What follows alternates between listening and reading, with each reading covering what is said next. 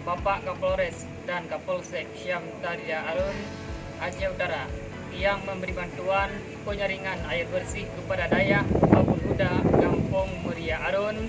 Semoga bermanfaat bagi santri dan santriwati kami. Saya selaku mewakili pimpinan daerah Babul Huda mengucapkan terima kasih. Assalamualaikum warahmatullahi wabarakatuh.